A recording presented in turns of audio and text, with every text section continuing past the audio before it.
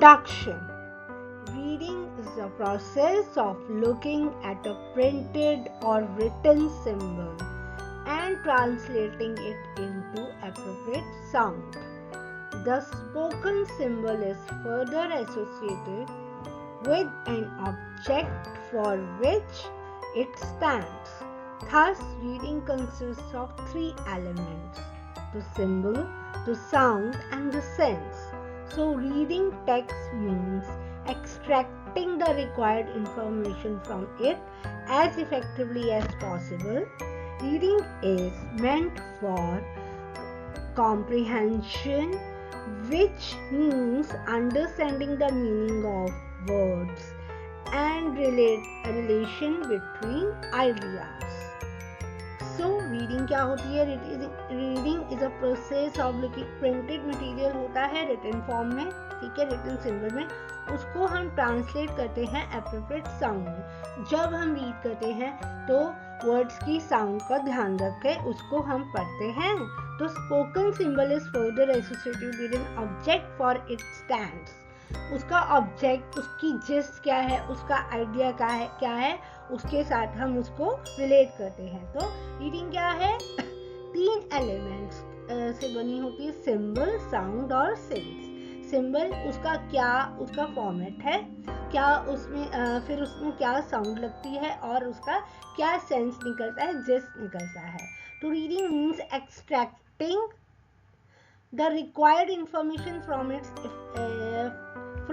as effectively as possible.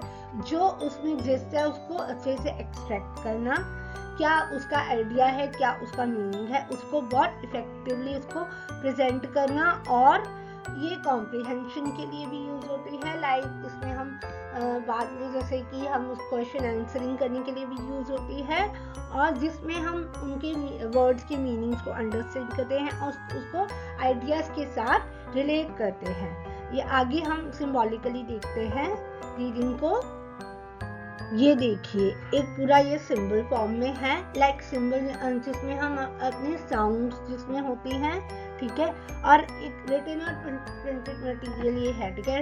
Elements of reading है, और जिसमें हम उसका सिंबल, क्या उस रीडिंग का हमारा मेन टॉपिक है उसको समझते हैं, उसमें जो रीडिंग के वर्ड्स हैं उसकी साउंड को समझते हैं और उसकी सेंस को समझते हैं.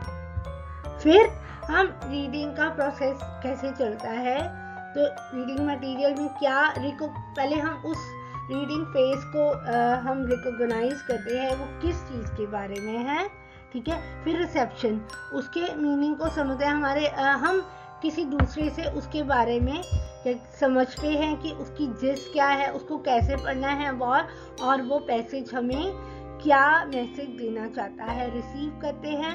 फिर यूटिलाइजेशन, फिर हम उसको यूटिलाइज करते हैं अ प्रॉपर फॉर्म में कि हमें उसको उस सेंटेंस को कैसे यूज करना है, उस फ्रेज को, उस पूरे रीडिंग पेज को या पैसेज को हमें कैसे यूज करना है.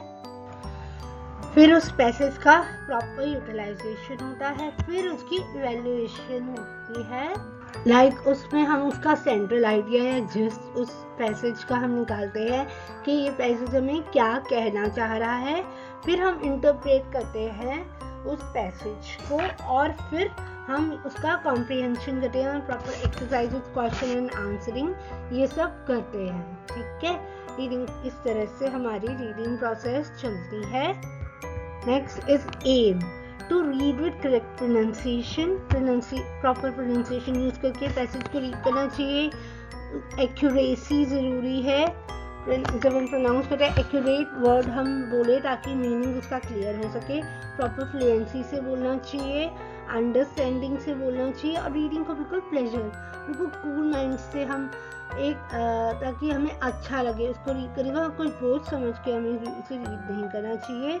और रीडिंग हमें डे टू डे लाइफ में एज अ हैबिट फॉर्मेशन के फॉर्म में रखनी चाहिए. To read with application of new ideas with new situations. जब हम रीडिंग करते हैं तो न्यू आइडियाज़ और क्या न्यू सिचुएशंस हैं हमें इस चीज़ को प्रॉपर समझना चाहिए। To enable peoples to read material, for example books, magazine, novels, dramas and newspapers etcetera. To enable them to interpret sentence of paragraph. तो सेंटेंसेस के बीच का मतलब, हर एक सेंटेंसेस के बीच का मतलब हमें समझना आना चाहिए, और एक सेंटेंस दूसरे सेंटेंस से कैसे अलग है और वो कैसे एक साथ जुड़ते हैं, इस चीज़ को हमें प्रॉपर समझना चाहिए। To widen the eye span, which means the number of words that our eye see in one complete moment.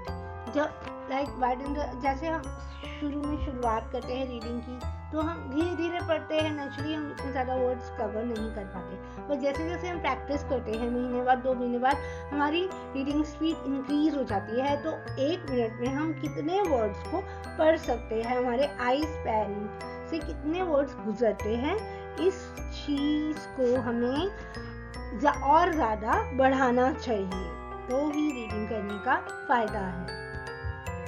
Next is vocabulary. अब वोकैबुलरी की इम्पोर्टेंस क्या है, इसको क्यों पढ़नी चाहिए, इस चीज़ के बारे में समझते हैं। Benefits: intellectual experience that will effect a radical change in you. जितनी ज़्यादा वोकैबुलरी हमारे में इंक्रीज होगी, उतना हमारी इंटेलेक्ट इंक्रीज होगा और हमारे अंदर एक चेंज आएगा। Sharpen and increase your thinking इससे बढ़ेगी, क्योंकि हमने एक वर्ड के ही कितने हमें वर्ड्स बना लिए, जैसे सिनोनिम्स वगैरह हैं, कितने वर्ड्स हमें मिल जाते हैं। तो हर एक जगह हम अलग अलग वर्ड्स को यूज़ करके सेंटेंसेस को सिचुएशन के हिसाब से बना सकते हैं।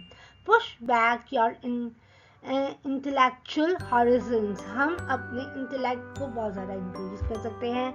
Build your self assurance, improve your self assurance मतलब हम श्योरिटी, अपने अंदर एक श्योरिटी लाते हैं, एक कॉन्फिडेंस लाते हैं जब हम वोकैबुलरी को हमारा इंक्रीज करते हैं।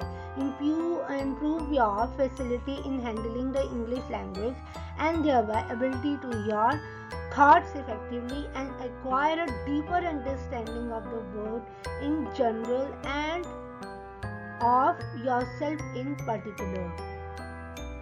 तो इंग्लिश लैंग्वेज को हैंडल करना, मतलब कोई भी लैंग्वेज को हैंडल करना प्रॉपर्ली आता है अगर हमारी वोकैबुलरी ज़्यादा होगी, और आपकी जो थॉट्स हैं उसको हम अच्छे से एक्सप्रेस कर पाएंगे, और किसी भी टॉपिक का वर्ड में कोई भी टॉपिक हो उसकी एक डीपर अंडरस्टैंडिंग हम अपने अंदर जनरेट कर पाएंगे और अपने आप को अच्छे से एक्सप्रेस कर पाएंगे। Increasing vocabulary means properly intelligently and systematically treating yourself to all round liberal education. All round liberal education के लिए, मतलब फ्रीडम ऑफ एजुकेशन के लिए ये ज़रूरी है कि जब वोकैबुलरी को इंक्रीज करने से हमारी एक तो इंटेलेक्ट इंक्रीज होता है, सिस्टमेटिक, हम अपने आप को सिस्टमेटिकली ट्रीट करते हैं, कैसे किस हिसाब से हमें क्या बोलना है, कौन सा वर्ड हम बोलें कि वो बहुत ज़्यादा इफ़ेक्टिव वहाँ हो, रिजल्टफुल हो, ठीक है, और हम ऑल राउंड डेवलपमेंट होती है इससे हमारी। तो this trivial effect of your methods of thinking, हमारे जो थिंकिंग है, थिंकिंग प्रोसेस में बहुत ज़्यादा इंक्रीज होता है। If you can receptive that powerful urge to learn with which you were born, you can increase your vocabulary at prodigious rate no matter what your present age is. तो हम अपनी vocabulary को किसी भी as में increase कर सकते हैं। Age is not a matter here. अगर आपके अंदर तलब है सीखने की, अपने vocabulary को इंक्रीज करने की, अपनी जो रिसेप्टिव पावर है उसको इंक्रीज करने की, तो हम किसी भी रेट पर उसको हम अपनी vocabulary को इंक्रीज कर सकते हैं। वो हम किसी भी एज में कर सकते हैं। That depends on our mental level of learning. Thank you.